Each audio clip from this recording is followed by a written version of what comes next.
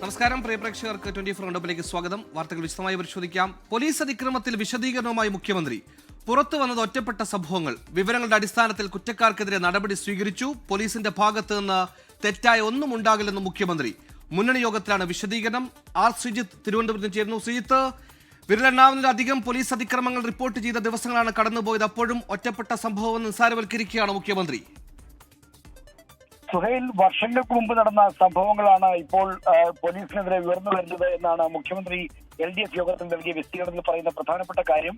വർഷങ്ങൾക്ക് മുമ്പ് നടന്ന സംഭവമാണെങ്കിലും അതിന്റെ ഗൗരവം ഉൾക്കൊണ്ടുള്ള ശക്തമായ നടപടി സർക്കാർ സ്വീകരിച്ചു. എന്നാൽ പല സംഭവങ്ങളെയും പർവ്വതീകരിച്ച് കാണിക്കാനുള്ള ശ്രമമുണ്ട്. തെരഞ്ഞെടുപ്പും മറ്റും മുന്നിൽ കണ്ടുള്ള ആസൂത്രിതമായ ശ്രമമാണ് ഇക്കാര്യത്തിൽ നടക്കുന്നത് എന്നാണ് മുഖ്യമന്ത്രി നൽകിയ വിശദീകരണം. എന്നാൽ പോലീസ് മർദ്ദനം, ലോക്കപ്പിലെ പോലീസ് മർദ്ദനം ഒരിക്കലും LDFന്റെ നയമല്ല.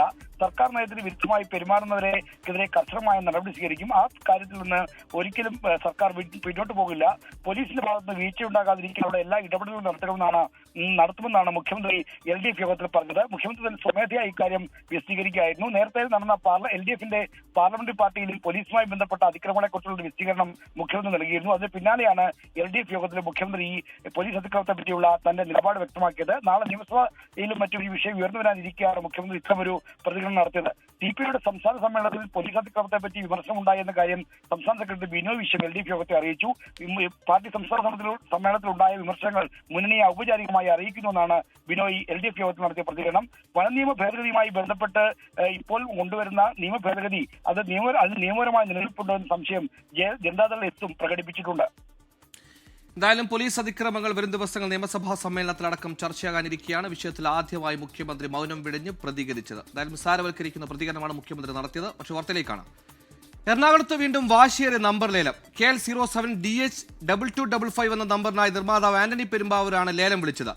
ആഡംബരക്കാരനായി 3,20,000 രൂപയ്ക്കാണ് ആന്റണി പെരുമ്പാവൂർ നമ്പർ സ്വന്തമാക്കിയത്. ശ്യാംകുമാർ കൊച്ചിൻ ചെയ്യുന്നു. ശ്യാം, വിവരങ്ങൾ. സുഹൈലെ, രാജാവിന്റെ മകൻ എന്ന മോഹൻലാൽ സിനിമയിലെ പ്രശസ്തമായ ഒരു ഫോൺ നമ്പറാണ് 2255. ആ നമ്പർ തന്നെ ഇന്ന് ലേലത്തിൽ വന്നതോടുകൂടിയിട്ടാണ് ആന്റണി പെരുമ്പാവൂർ അടക്കം 4 പേർ ഈ നമ്പറിന് വേണ്ടി വാശിപൂർവ്വം ലേലം വിളിച്ചത്.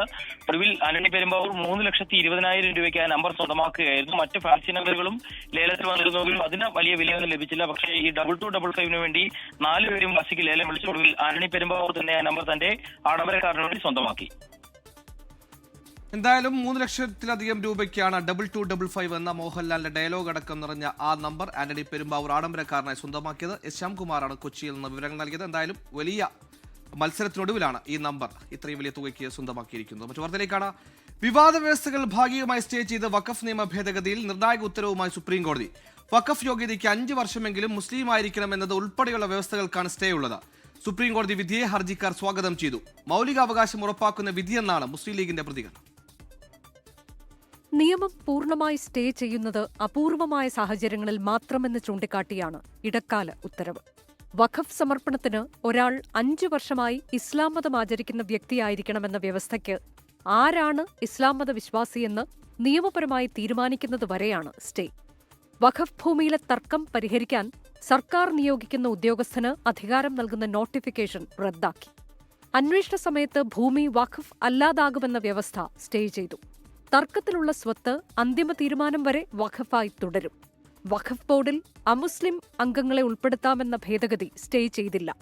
എന്നാൽ കേന്ദ്ര സംസ്ഥാന വഖഫ് സംവിധാനത്തിലെ അമുസ്ലിങ്ങളുടെ എണ്ണം 4ഉം 3ഉമായി നിജപ്പെടുത്തി. മൗലികാവകാശം ഉറപ്പാക്കുന്ന വിധിയെന്ന് മുസ്ലിം ലീഗിന്റെ പ്രതികരണം.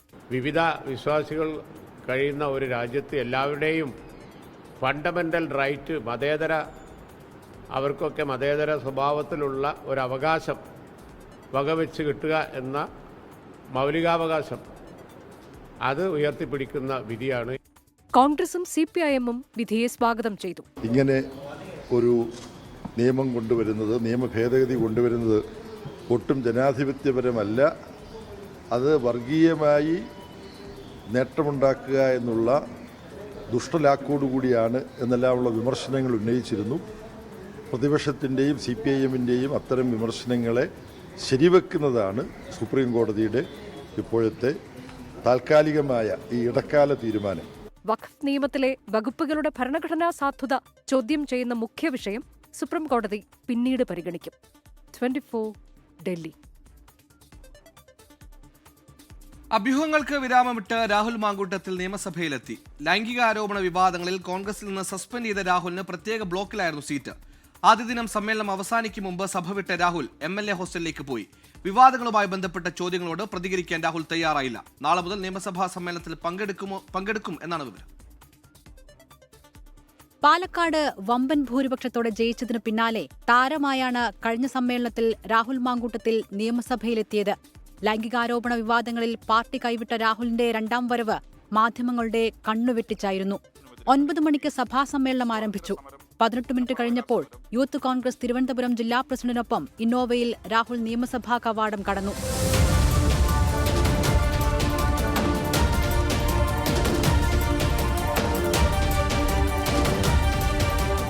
സഭയ്ക്കുള്ളിൽ രാഹുലിന് മുൻപ് PV അൻവർ ഇരുന്ന സീറ്റിൽ ഇരിപ്പിടം. പ്രതിപക്ഷ നിരയുടെ ഏറ്റവും പിന്നിൽ പ്രത്യേക ബ്ലോക്ക്. രാഹുലിനോട് സംസാരിക്കാൻ കോൺഗ്രസ് അംഗങ്ങൾ തയ്യാറായില്ല. എന്നാൽ കുശലാന്വേഷണവുമായി ലീഗ് അംഗങ്ങൾ രാഹുലിനടുത്തെത്തി. സഭയിൽ ചരമോപചാര പ്രസംഗങ്ങൾ നടക്കുന്നതിനിടെ PAയുടെ കുറിപ്പ് രാഹുലിന് ലഭിച്ചു. രാഹുൽ മറുപടി കുറിപ്പും നൽകി. ഇതിനു പിന്നാലെ 10:31 രാഹുൽ സഭ വിട്ടിറങ്ങി. അഭ്യൂഹങ്ങൾക്കൊടുവിൽ 1 മണിക്കൂർ 14 മിനിറ്റ് സഭയിൽ ചെലവഴിച്ച് MLA ഹോസ്റ്റലിലേക്ക് മടക്കം. അവിടെ പ്രതിഷേധവുമായി SFI പ്രവർത്തകർ.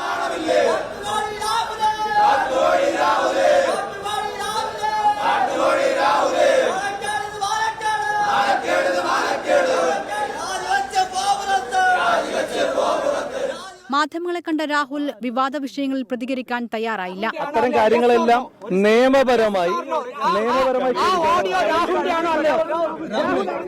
രാഹുൽ തുടർച്ചയായി സഭയിൽ പങ്കെടുക്കുമെന്നാണ് സൂചന. 24 തിരുവനന്തപുരം. KPCC നേതൃയോഗം നടക്കുന്ന ദിവസം തന്നെ നിയമസഭയിലെത്താനുള്ള രാഹുൽ മാങ്കൂട്ടത്തിന്റെ തീരുമാനം നേതൃത്വത്തോടുള്ള വെല്ലുവിളിയെന്ന് സൂചന. ഗുരുതര ആരോപണങ്ങൾ നേരിടുന്നതിനാൽ സഭാ സമ്മേളനത്തിൽ പങ്കെടുക്കരുതെന്ന പ്രതിപക്ഷ നേതാവിന്റെ നിലപാട് അവഗണിച്ചാണ് രാഹുൽ എത്തിയത്. MLA സഭയിൽ വരുന്നത് വിലക്കാനാകില്ലെന്നാണ് KPCC അധ്യക്ഷൻ സണ്ണി ജോസഫിന്റെ പ്രതികരണം. ആരോപണ വിധേയനായ രാഹുൽ സഭയിൽ പങ്കെടുത്ത് സർക്കാരിനെതിരായ വിഷയങ്ങളെന്ന് ശ്രദ്ധ തിരിക്കരുതെന്നായിരുന്നു പ്രതിപക്ഷ നേതാവ് VD സതീശന്റെ നിലപാട്. എന്നാൽ രാഹുലിനെ അനുകൂലിക്കുന്ന ഷാഫി പറമ്പിൽ MP അടക്കമുള്ളവർ ഇതിനോട് യോജിച്ചിരുന്നില്ല. അടുപ്പമുള്ള നേതാക്കളുമായി കൂടിയാലോചന നടത്തിയ ശേഷം പ്രതിപക്ഷ നേതാവിനെ വെല്ലുവിളിച്ച് സഭയിലെത്താൻ രാഹുൽ മാങ്കൂട്ടത്തിൽ തീരുമാനിക്കുകയായിരുന്നു. KPCC ഭാരവാഹി യോഗം നടക്കുന്ന ദിവസം തന്നെയാണ് രാഹുൽ സഭാപ്രവേശനത്തിന് തിരഞ്ഞെടുത്തത് എന്നതും ശ്രദ്ധേയമാണ്. ആരോപണം വന്നപ്പോൾ തന്നെ MLA സ്ഥാനം രാജിവെക്കണമെന്ന നിലപാടെടുത്ത VD സതീശനുള്ള ശക്തമായ മറുപടിയായിട്ടാണ് കോൺഗ്രസ് നേതാക്കൾ ഇതിനെ കാണുന്നത്. MLA സ്ഥാനം രാജിവെക്കുന്നതിനോട് യോജിപ്പില്ലാതിരുന്ന KPCC അധ്യക്ഷൻ സണ്ണി ജോസഫിനും രാഹുൽ സഭയിലെത്തുന്നതിനോട് എതിർപ്പില്ലായിരുന്നു. MLAയോട് സഭാ സമ്മേളനത്തിൽ പങ്കെടുക്കരുതെന്ന് പറയാൻ ആവില്ലെന്നായിരുന്നു ന്യായീകരണം. നിയമസഭയിൽ അദ്ദേഹം ഒരു അംഗമാണ്. നിയമസഭയിൽ അദ്ദേഹത്തെ അംഗമാക്കി ജനങ്ങളാണ് തെരഞ്ഞെടുത്തത്.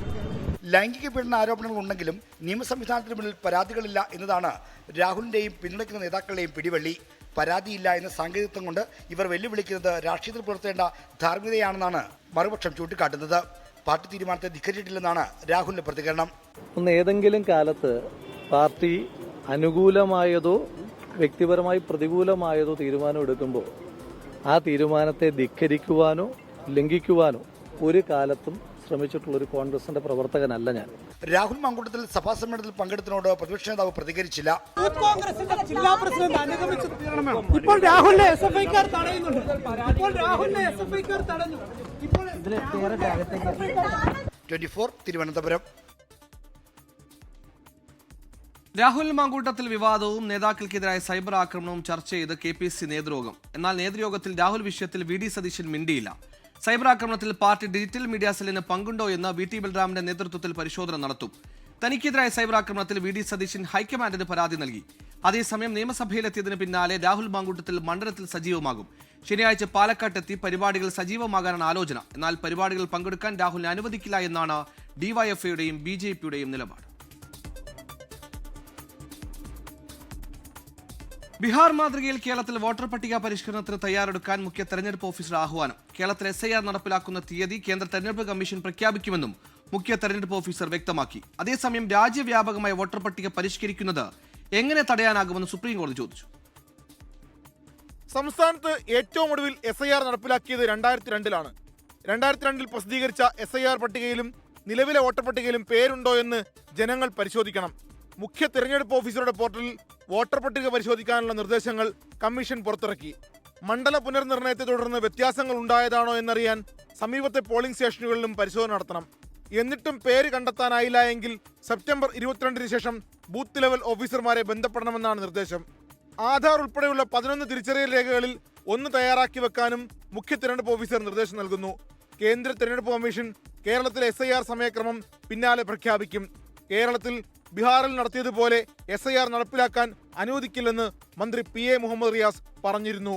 സമഗ്ര വോട്ടർ പട്ടിക പരിഷ്കരണ തീരുമാനത്തിന് മുമ്പ് 20-ന് രാഷ്ട്രീയ പാർട്ടികളുടെ യോഗം ചേരാൻ ഇരിക്കെയാണ് മുഖ്യ തിരഞ്ഞെടുപ്പ് ഓഫീസറുടെ പ്രഖ്യാപനം. ബീഹാർ മാതൃകയിൽ രാജ്യവ്യാപകമായി വോട്ടർ പട്ടിക പരിഷ്കരിക്കുന്നത് എങ്ങനെ തടയാനാകുമെന്ന് സുപ്രീം കോടതി ചോദിച്ചു. സംസ്ഥാനങ്ങൾക്ക് പരാതിയുണ്ടെങ്കിൽ പരിഗണിക്കാമെന്നും കോടതി പറഞ്ഞു. അലക്സ് റാം മുഹമ്മദ്, 24, തിരുവനന്തപുരം. മുടങ്ങിയ US ഇന്ത്യ വ്യാപാര കരാർ ചർച്ചകൾ നാളെ വീണ്ടും തുടങ്ങും. ഉഭയകക്ഷി ചർച്ചകൾക്കായി US വ്യാപാര പ്രതിനിധി ഇന്ന് ഇന്ത്യയിലെത്തും. ഒക്ടോബർ നവംബർ മാസത്തോടെ കരാറിന്റെ ആദ്യഘട്ടം പൂർത്തിയാക്കുകയാണ് ലക്ഷ്യം. കാർഷിക ക്ഷീരമേഖലകൾ തുറക്കണമെന്ന US ആവശ്യത്തിൽ ഇന്ത്യ എതിർപ്പറിയിച്ചതോടെയാണ് മാർച്ചിൽ തുടങ്ങിയ ഇടക്കാല വ്യാപാര കരാർ ചർച്ചകൾ നീണ്ടത്. ട്രംപിന്റെ അധിക തീരുവ പ്രഖ്യാപനം കൂടി വന്നതോടെ ചർച്ചകൾ മുടങ്ങി. വലിയൊരു വിഭാഗം ആളുകളുടെ ഉപജീവന മാർഗമായതുകൊണ്ട് തന്നെ ഈ രണ്ട് മേഖലകൾ തുറക്കണമെന്ന US ആവശ്യം ഇന്ത്യ അംഗീകരിച്ചിരുന്നില്ല. തെക്കൻ മധ്യേഷ്യൻ രാജ്യങ്ങളുടെ ചുമതലയുള്ള മധ്യസ്ഥൻ ബ്രണ്ടൻ ലിഞ്ച് വാണിജ്യ വകുപ്പ് സ്പെഷ്യൽ സെക്രട്ടറി രാജേഷ് അഗർവാളുമായാണ് കൂടിക്കാഴ്ച നടത്തുക. റഷ്യൻ എണ്ണ ഇറക്കുമതിയുടെ പേരിൽ അധിക തീരുവ ഏർപ്പെടുത്തിയതിന് പിന്നാലെ ഇന്ത്യ US ബന്ധം വഷളായിരുന്നു. ചൈനയും യൂറോപ്യൻ രാജ്യങ്ങളുമായും പുതിയ വ്യാപാര വഴികൾ ഇന്ത്യ തേടുകയും ചെയ്തതോടെ US ഇന്ത്യക്ക് മേലുള്ള നിലപാട് മയപ്പെടുത്തിയിരുന്നു. ഇന്ത്യ അടുത്ത സുഹൃത്താണെന്നും ചർച്ചകൾ തുടരുമെന്നുമുള്ള ട്രംപിന്റെ പ്രസ്താവനയെ മോദിയും സ്വാഗതം ചെയ്തു. പിന്നാലെയാണ് വ്യാപാര ചർച്ചകൾക്ക് വഴി തുറന്നത്. 24 ഡൽഹി.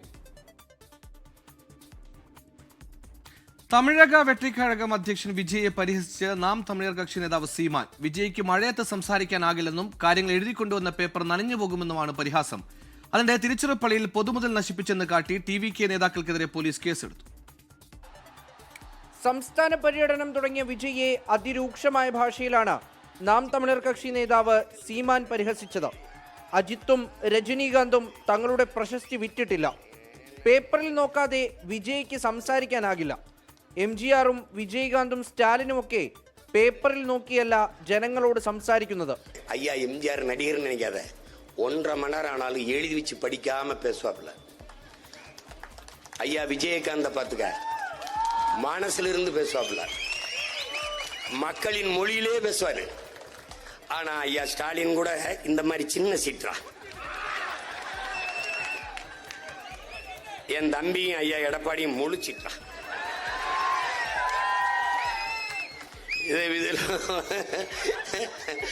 பார்த்து எழுதுற மாணவன், പഠിച്ച് എഴുതുന്ന മാണവൻ, എന്താ മാണവൻ നല്ല മാണവൻ നീங்க தான் முடிவெடுக்கணும். വിജയ് ജനങ്ങളോട് പറയുന്നത് ബാലയ്യയുടെ ഡയലോഗുകൾ. രാഷ്ട്രീയ കൂട്ടമാണോ കോമാളിക്കൂട്ടമാണോ വിജയുടേതെന്ന് അവർ തീരുമാനിക്കട്ടെ. നാം തമിഴർ കക്ഷിയേക്കാൾ സ്വാധീനം TVK ഉണ്ടാക്കുമെന്ന വിലയിരുത്തലിനിടയിലാണ് സീമാന്റെ പരിഹാസം. തർക്കുരി കൂട്ടമല്ല, തത്വ കൂട്ടം.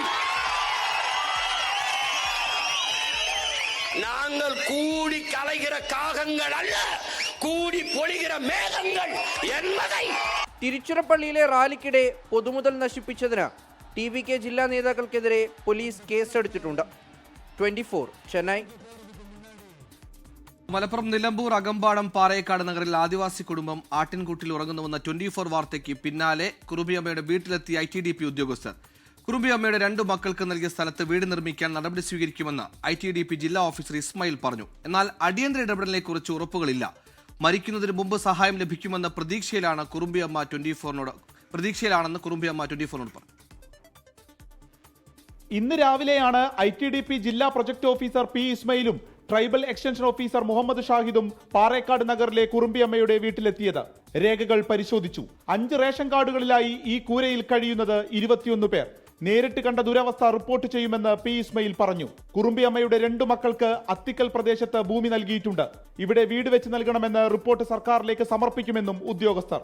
എന്നാൽ ഈ സ്ഥലത്തേക്ക് ഒരു വഴി പോലുമില്ല. എന്ന് വീട് ലഭിക്കുമെന്ന് ഒരു ഉറപ്പുമില്ല. ഇപ്പോഴത്തെ പ്രതിസന്ധി മറികടക്കാൻ ഒരു അടിയന്തര ഇടപെടലും പട്ടികവർഗ വകുപ്പിന് പറയാനില്ല. കുറുമ്പിയമ്മയുടെ പ്രതികരണം ഇങ്ങനെ: 25 കൊല്ലത്തിന്റെ ഇടയിൽ പെര വെച്ച് തരാൻ കഴിയില്ല. ഇന്നും അതന്നെയാണ്, പട്ടയം കൊടുക്കുന്നല്ലേ ഉള്ളൂ. അത് അതിൽ പെര വെക്കാൻ പറ്റില്ല. അതൊക്കെ ഇന്ന് കൊടുത്ത് പേപ്പറുകളെല്ലാം കൊടുത്ത് ശരിയായി വരുമ്പോഴത്തേന് കൊല്ലങ്ങളാവില്ലേ. അപ്പൊ തന്നെ ഞാൻ ഉണ്ടാകുമെന്ന് എനിക്ക് തന്നെ അറിയില്ല. ലൈഫ് പദ്ധതിക്കായി പഞ്ചായത്തിൽ അപേക്ഷ ലഭിച്ചിട്ടില്ലെന്ന് പ്രദേശത്തെ പഞ്ചായത്ത് അംഗം മിനി. ഞാൻ കയറിയ സമയത്തൊന്നും നമുക്ക് ലൈഫിൽ അപേക്ഷ വന്നിട്ടില്ല. അതിന്റെ മുന്നെയാണ് അപേക്ഷ സ്വീകരിച്ചത്. അന്ന് എന്തുകൊണ്ടാണ് അതിൽ പെടാത്തതെന്ന് എനിക്കറിയില്ല. ഒരു കുടുംബത്തെയെങ്കിലും വാടക വീട്ടിൽ താമസിപ്പിക്കാൻ കഴിയുമോ എന്നതിന് അങ്ങനെ ഒരു പദ്ധതി ഇല്ലെന്ന് ഉദ്യോഗസ്ഥരുടെ ഉത്തരം. ആദിവാസി സമൂഹത്തിന്റെ ഉന്നമനത്തിനായി പ്രവർത്തിക്കുന്ന ഒരു വകുപ്പ് തന്നെ ഉണ്ടായിട്ടും ഇതാണ് നാട്ടിലെ സ്ഥിതി. Vipin C Vijayan, 24 Malappuram.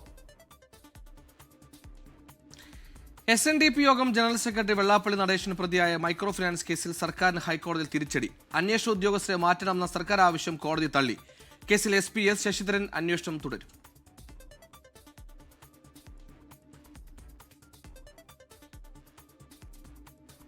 Vigilance SP സ്ഥാനത്ത് നിന്ന് S ശശിധരനെ നീക്കിയെങ്കിലും മൈക്രോ ഫിനാൻസ് തട്ടിപ്പ് കേസ് അദ്ദേഹം തന്നെ അന്വേഷിക്കട്ടെ എന്നായിരുന്നു കോടതി നിലപാട്. ഇത് ചോദ്യം ചെയ്താണ് സർക്കാർ ഹൈക്കോടതിയെ സമീപിച്ചത്. S ശശിധരനെ നീക്കി K കാർത്തിക്കിന് ചുമതല നൽകണമെന്നായിരുന്നു ആവശ്യം. എന്നാൽ അന്വേഷണം അവസാന ഘട്ടത്തിലായതിനാൽ നിലവിൽ ഉദ്യോഗസ്ഥനെ മാറ്റുന്നത് ശരിയല്ലെന്ന് കോടതി നിലപാടെടുത്തു. ഇതോടെയാണ് സർക്കാരിന് തിരിച്ചടിയേറ്റത്. ജസ്റ്റിസ് A ബദറുദ്ദീന്റേതാണ് വിധി. 3 മാസത്തിനുള്ളിൽ അന്വേഷണം പൂർത്തിയാക്കാനാണ് കോടതി നിർദ്ദേശം. മൈക്രോ ഫിനാൻസ് തട്ടിപ്പിൽ വിജിലൻസ് കേസ് അന്വേഷണം നീണ്ടുപോകുന്നുവെന്ന് ചൂണ്ടിക്കാണിച്ച് 2020 MS അനിൽകുമാർ നൽകിയ ഹർജിയാണ് ഹൈക്കോടതിയുടെ പരിഗണനയിലുള്ളത്. വിഷ്ണു സുരേഷ്, 24 കൊച്ചി. കൊല്ലത്ത് വീട്ടുമുറ്റത്തെ കിണറ്റിൽ വീണ് 2.5 വയസ്സുകാരന് ദാരുണാന്ത്യം. കൊട്ടാരക്കര വിലങ്ങറ പിണറ്റിൻമൂട്ടിലാണ് അപകടം. ബൈജു ധന്യ ദമ്പതികളുടെ മകൻ ദിലിനാണ് മരിച്ചത്. രാവിലെ 10:30 മണിയോടെയായിരുന്നു അപകടം. വീട്ടുമുറ്റത്ത് കളിക്കുന്നതിനിടെ കുട്ടി വീടിനോട് ചേർന്നുള്ള കിണറ്റിൽ വീഴുകയായിരുന്നു. കിണറ്റിലേക്ക് കുട്ടി എത്തി നോക്കിയപ്പോൾ കാൽവഴുതി വീണതാകാമെന്നാണ് പ്രാഥമിക നിഗമനം. ആഴമേറിയ കിണറിന്റെ ചുറ്റുമതിലിന് പൊക്കം കുറവായിരുന്നു. വീട്ടുകാരുടെ നിലവിളി കേട്ട സമീപത്തെ നിർമ്മാണം നടക്കുന്ന വീട്ടിലെ പെയിന്റിംഗ് തൊഴിലാളികളെത്തി രക്ഷപ്പെടുത്താൻ ശ്രമിച്ചെങ്കിലും സാധിച്ചില്ല. അഗ്നിരക്ഷാസേനയെത്തി കുട്ടിയെ കരക്കെത്തിച്ചപ്പോഴേക്കും ജീവൻ നഷ്ടമായി. കുട്ടി കിണറ്റി വീണുന്ന തൊട്ടടുത്ത് പെയിന്റിങ് വർക്ക് നടന്നുകൊണ്ടിരുന്നത്. അവരാണ് കൂടെ വന്ന ഒരു രക്ഷിക്കാനുള്ളൊരു ശ്രമമൊക്കെ നടത്തി. പക്ഷേ കുട്ടി അങ്ങ് അടിയിലോട്ടങ്ങ് പോയി. ഫയർഫോഴ്സ് വന്നപ്പോഴത്തേക്ക് അടിയില്ല, കുട്ടി പൊങ്ങി വരുന്നില്ല. ഒരു 10-15 മിനിറ്റോളം അവർ ഒന്ന് ശ്രമിച്ചപ്പോഴത്തേക്ക് കുട്ടിയുടെ ബോഡി കിട്ടി. മൃതദേഹം കൊട്ടാരക്കര താലൂക്ക് ആശുപത്രി മോർച്ചറിയിലേക്ക് മാറ്റി. പോസ്റ്റ്മോർട്ടത്തിന് ശേഷം ബന്ധുക്കൾക്ക് വിട്ടു നൽകും. വിദേശത്തുള്ള പിതാവ് ബൈജു നാട്ടിലെത്തിയ ശേഷമാകും സംസ്കാരം. 24 കൊട്ടാരക്കര. മണിപ്പൂരിലെ പ്രശ്നങ്ങൾക്ക് രാഷ്ട്രീയ പരിഹാരമാണ് വേണ്ടതെന്ന് world Kuki Zo intellectual council നേതാവ് TS ഹോക്കിപ്പ്. പ്രധാനമന്ത്രി സന്ദർശിച്ചതുകൊണ്ട് സാധാരണ ജനങ്ങളുടെ പ്രശ്നങ്ങൾ പരിഹരിക്കപ്പെടുമെന്ന് കരുതുന്നില്ലെന്നും കുക്കി സംഘടനാ നേതാവ് 24നോട് പറഞ്ഞു. 24 എക്സ്ക്ലൂസീവ്. മണിപ്പൂരിൽ കായികമായി ആക്രമണങ്ങൾ നടക്കുന്നില്ല. എന്നാൽ ഇരുവിഭാഗവും സന്തുഷ്ടരല്ല. ജനങ്ങൾക്ക് വികസനം വേണം. പക്ഷേ രാഷ്ട്രീയ പരിഹാരമാണ് പ്രധാനമെന്നും വേൾഡ് കുക്കിസോ ഇന്റലക്ച്വൽ കൗൺസിൽ നേതാവ് TS Haokip. The general public want development, of course, but as of now, more than these development projects, what the public like is a political solution. മുൻപ് സംസ്ഥാന സർക്കാർ ചെയ്തത് തന്നെയാണ് രാഷ്ട്രപതി ഭരണത്തിലും നടക്കുന്നത്. പ്രധാനമന്ത്രിയുടെ സന്ദർശനത്തിൽ ജനങ്ങൾക്ക് വ്യത്യസ്ത പ്രതികരണങ്ങളാണുള്ളത്. അദ്ദേഹത്തിന്റെ സന്ദർശനം കൊണ്ട് മാത്രം ജനങ്ങളുടെ ആഗ്രഹങ്ങൾ സഫലമാകുമെന്ന് കരുതുന്നില്ലെന്നും കുക്കി സംഘടനാ നേതാവ്. We don't know whether the visit of PM Modi ji shall bring the wishes of the general public. ആഭ്യന്തര മന്ത്രാലയവും കുക്കിസോയും നിരവധി കരാറുകളിൽ ഏർപ്പെട്ടതായി അറിഞ്ഞു. ദേശീയപാത തടസ്സപ്പെടുത്തിയിട്ടില്ലെന്നും വേൾഡ് കുക്കിസോ ഇന്റലക്ച്വൽ കൗൺസിൽ നേതാവ് TS ഹോക്കിപ്പ് പറഞ്ഞു. ചുരാചന്ദ്പൂരിൽ നിന്ന് ക്യാമറാമാൻ ജോഗേഷ് സിംഗിനൊപ്പം വിനീത VG, 24. ലോകം മുഴുവൻ ഖത്തർ ഉച്ചകോടിയിലേക്ക് ഉറ്റുനോക്കുകയാണ്. ഇസ്രായേലിനെതിരായ ശക്തമായ ഭാഷയിലുള്ള പ്രതികരണമാണ് രാഷ്ട്രതലവന്മാരിൽ നിന്ന് വരുന്നത്. ഇസ്രായേലിന് തിരിച്ചടി നൽകാൻ തനിക്ക് അറബ് ഇസ്ലാമിക രാഷ്ട്രങ്ങളുടെ പിന്തുണയുണ്ടെന്ന് ഖത്തർ പ്രധാനമന്ത്രി Sheikh Muhammad bin Abdulrahman Al Thani. ഇസ്ലാമിക രാജ്യങ്ങൾ ഒരു കാരണവശാലും ഇസ്രായേലുമായി ബന്ധം തുടരരുതെന്ന് ഇറാനിയൻ പ്രസിഡന്റ് മസൂദ് പെസഷ്കിയാൻ പറഞ്ഞു. അതേസമയം അമേരിക്കൻ സ്റ്റേറ്റ് സെക്രട്ടറി മാർക്കോ റൂബിയോയുടെ ഇസ്രായേൽ സന്ദർശനം തുടരുകയാണ്.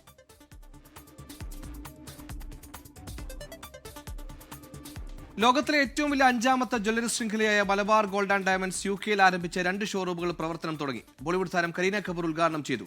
ബർമിംഗ്ഹാമിലും സൗത്താളിലുമാണ് പുതിയ ഷോറൂമുകൾ. Malabar group chairman MP Ahmed, vice chairman Abdul Salam KP, international operation managing director Shamlal Ahmed, group executive director AK Faisal എന്നിവർ ചടങ്ങിൽ പങ്കെടുത്തു. 5700-ലേറെ ചതുരശ്രീ അടി വിസ്തീർണമുള്ള ബർമിംഗ്ഹാമിലെ ഷോറൂം യുകെയിലെ ഏറ്റവും വലിയ ഔട്ട്ലെറ്റാണ്. മലബാർ ഗോൾഡ് ആൻഡ് ഡയമണ്ട്സിന്റെ 25ാമത്തെ എക്സ്ക്ലൂസീവ് ബ്രാൻഡുകൾ ഉൾപ്പെട്ട 18, 22 carrot gold diamonds, precious stone ഉൾപ്പെടെ 3000-ലധികം ഡിസൈനുകൾ പുതിയ ഷോറൂമുകളിൽ ഒരുക്കിയിട്ടുണ്ട്. ലോകത്തെവിടെയായാലും ഏത് സമയത്തും 24 വാർത്തകളും ഓഗ്മെന്റഡ് റിയാലിറ്റി പാക്കേജുകളും എക്സ്പ്ലെയിനറുകളും വിശദമായി കാണാൻ ഞങ്ങളുടെ യൂട്യൂബ് ചാനൽ നിങ്ങൾക്ക് സബ്സ്ക്രൈബ് ചെയ്യാം.